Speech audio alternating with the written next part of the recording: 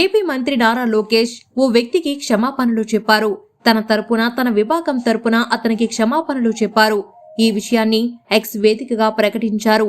అసలు సంగతిలోకి వెళ్తే టీడీపీ కూటమి ప్రభుత్వం అధికారంలోకి వచ్చినప్పటి నుంచి ప్రజా సమస్యల పరిష్కారానికి లోకేష్ పెద్దపీట వేస్తున్నారు. ప్రజా దర్బార్ నిర్వహిస్తూ ప్రజల సమస్యలు తెలుసుకుంటున్నారు. సత్వర పరిష్కారం కోసం కృషి చేస్తున్నారు. అయితే మంగళగిరి నియోజకవర్గ ప్రజలకు ప్రజా దర్బార్ ద్వారా అందుబాటులో ఉంటున్న నారా లోకేష్ మిగతా రాష్ట్రంలోని ప్రజానికానికి సోషల్ మీడియా, ఇతర మాధ్యమాల ద్వారా అందుబాటులో ఉంటున్నారు. ఈ మాధ్యమాల ద్వారా తన దృష్టికి వస్తున్న సమస్యలను వీలైనంత త్వరగా పరిష్కరించేందుకు ప్రయత్నిస్తున్నారు. ఈ క్రమంలోనే కర్నూలు జిల్లాకు చెందిన రిషిక్ అనే వ్యక్తి ఓ సమస్యను నారా లోకేష్ దృష్టికి ఇటీవల తీసుకువచ్చారు.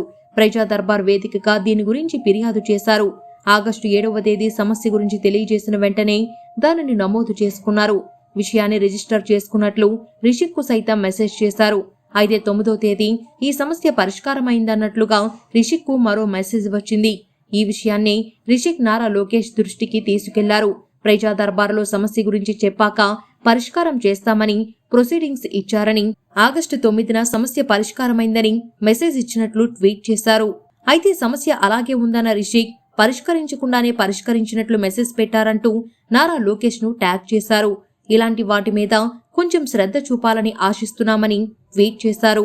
అలాగే మున్సిపల్ ఉద్యోగులు, కలెక్టర్ ఆఫీసులోని ఉద్యోగులపై చర్యలు తీసుకోవాలని కోరారు. అయితే రిషిక్ ట్వీట్ కు మంత్రి నారా లోకేష్ స్పందించారు.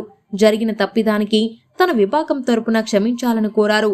సంబంధిత అధికారులతో తన టీం మాట్లాడుతుందన్న నారా లోకేష్ వీలైనంత త్వరలో సమస్యను పరిష్కరిస్తామని హామీ ఇచ్చారు.